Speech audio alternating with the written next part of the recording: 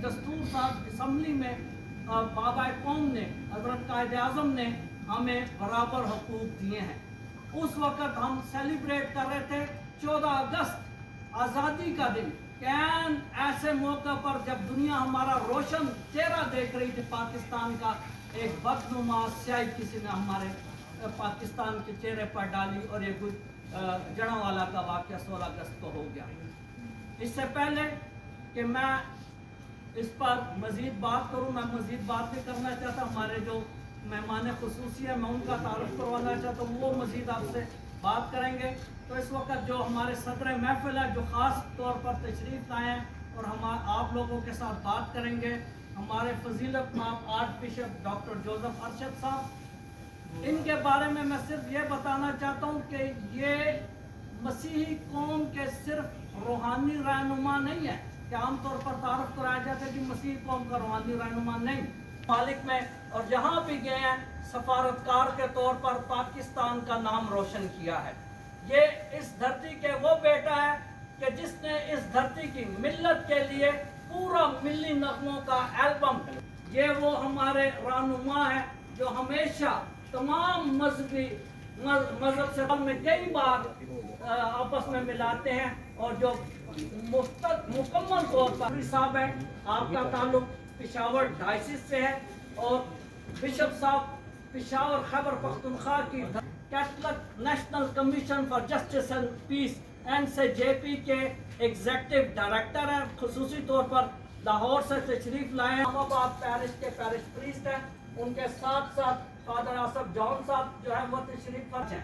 तो अब मैं बगैर किसी रुकावट के अपने नहायत ही मोहतरम बिशप फजीलत माब arch bishop doctor Joseph Arshad साहब से अर्ज करता हूँ के नाम पर बेशुमार ऐसे वाक़यात रूनुमा हुए हैं जिनमें शांति नगर, सांगला हिल, गोजरा, जोसेफ कॉलोनी, यूहन्नाबाद, शहजाद और शम्मा, कोट राधा किशन शामिल हैं और भी बहुत से इसके अलावा वाक़यात हैं जिनमें मजहब के नाम पर मसीहों को इंतहा पसंदी और जुल्म व तशद्दुद का निशाना बनाया गया है। हकीकत ये है कि इन वाक़यात में मुलव्वस मुजरिमों को कभी भी हकीकी इंसाफ के कटहरे में आज तक नहीं लाया गया, जिसकी वजह से ऐसे वाक़यात पाकिस्तान में बसने वाली मजहबी अक़लियतों में अदम तहफ़्फ़ुज़ और एहसास महरूमी का मुसलसल इजाफा कर रहे हैं। ऐसे वाक़यात की रोकथाम के लिए पाकिस्तान भर में ठोस इक़दाम उठाने की ज़रूरत है, जिनमें मुल्क में कानून और इंसाफ की बालादस्ती को यकीनी बनाया जाए। जड़ावाला वाक़या में मुलव्वस नासरों को सख्त से सख्त सजा देकर मुल्क में एक मिसाल कायम की जाए ताकि ऐसे वाक़यात दोबारा रूनुमा ना हो।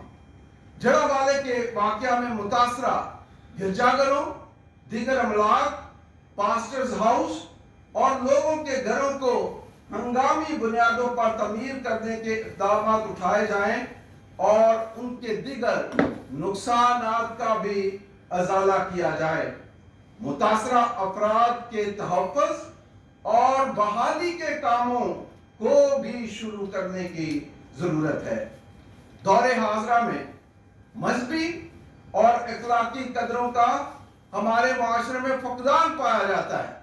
हमारा माशरा पस्ती की तरफ जो है वो रवा दमा है।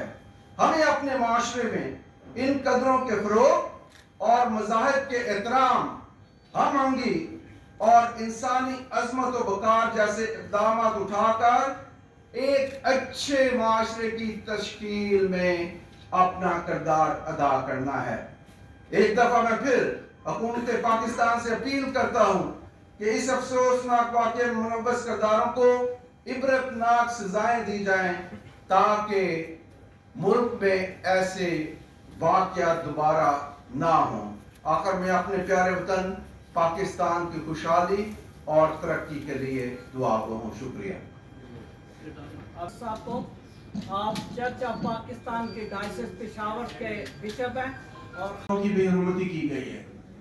और हालांकि कुरान पाक इन तीनों किताबों का मुहाफिज है, और अब समझ नहीं आती कि कहाँ से बात शुरू की जाए और कहाँ से ख़त्म होगी।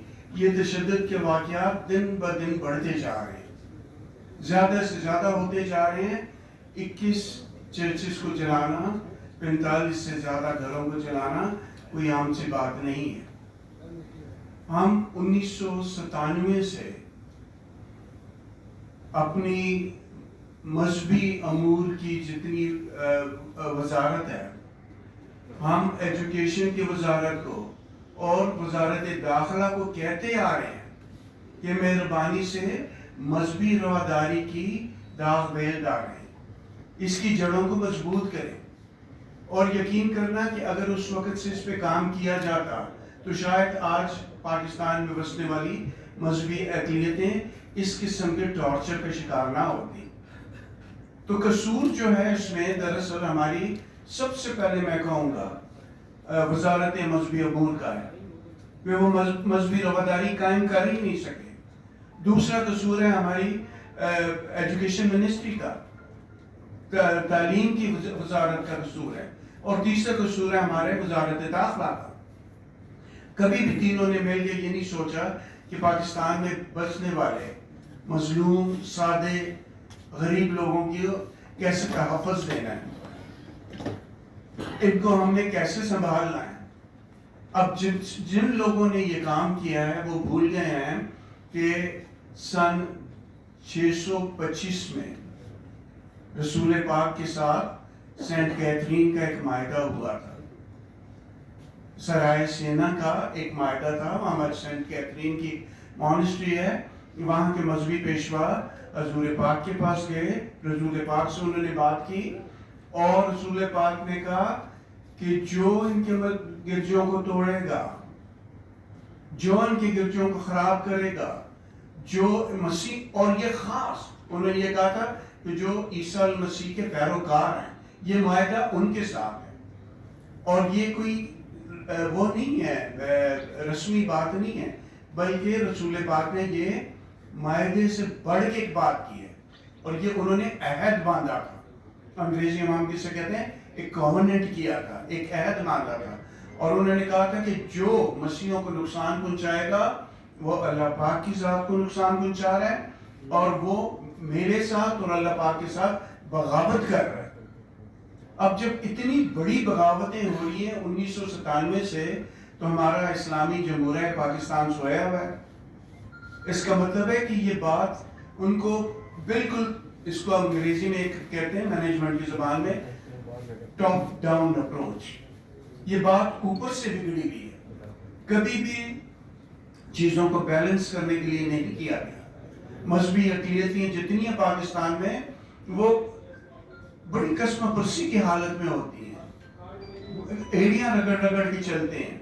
और मैं फिर रिपीट करने लगा हूँ, इसमें कसूर हमारी वजारत मजहबी अमूर का है, इसमें कसूर हमारा वजारत तालीम का है, इसमें कसूर हमारा वजारत दाखिला का है। और ये तीनों कभी इकट्ठे बैठ के इन्होंने सोचा नहीं है कि मजहबी रवादारी को फ़रोग़ कैसे दिया जाए, और पाकिस्तान में बसने वाले दूसरे मज़ाहिब, पाकिस्तानी दूसरी माइनॉरिटीज़ जो हैं, उनको गले कैसे लगाया जाए, उनके आंसू कैसे पहुँचे जाएं, उनका ख्याल कैसे रखा जाए। घर जितने हम बैठे हैं हमें पता है कि घर आसानी से नहीं बनते, बड़ी मुश्किलों से हमारे लोगों ने अपने घर बनाए बैठे होते हैं। कौन असाला करेगा? अब वक्त है कि हम लोग, जस्टिस जलानी साहब ने 2014 में बड़ा क्लियरली कहा था, इम्प्लीमेंटेशन ऑफ माइनॉरिटी राइट्स। आज तक वो बात पूरी नहीं हो रही, आज तक ना भी यहाँ सुप्रीम कोर्ट की बात मानी जाती है, ना यहाँ पे मज़ाहिब की बात मानी जाती है, ना इधर रसूल पाक की बात मानी जाती है। हम किस मुल्क में बस रहे हैं? हम लोगों को देखना है कि जो जो हमारी तालीमात हैं उसके मुताबिक हम ज़िंदगी कैसे गुजारें और दूसरों के लिए बेहतरी का नमूना कैसे बने, इसमें कोई शक नहीं। اس میں کوئی شک نہیں کہ یسوع مسیح ہمیں سکھاتے ہیں کہ اپنے ستانے والوں کے لیے دعا کرنی ہے ہم نے. جو تمہارے دائیں گال پہ مارے بایاں بھی موڑ دو, سب دوسروں کو گلے لگاؤ.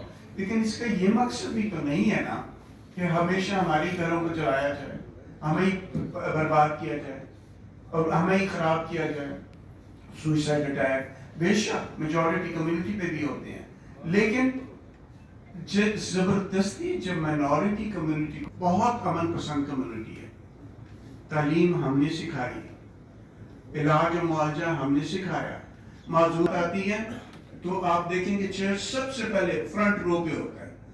جب مسیحی ہیں, پاکستانی چرچ ہے, ہمیں ایکسیپٹ کیا جائے, ہمیں اور اس طریقے ہماری جو اپنی حیثیت ہے, جیسے میں نے کہا کہ ہم تعداد میں اقلیت ہوں گے لیکن حیثیت میں اقلیت نہیں ہے, ہمارا بھی اتنا ہی حق ہے.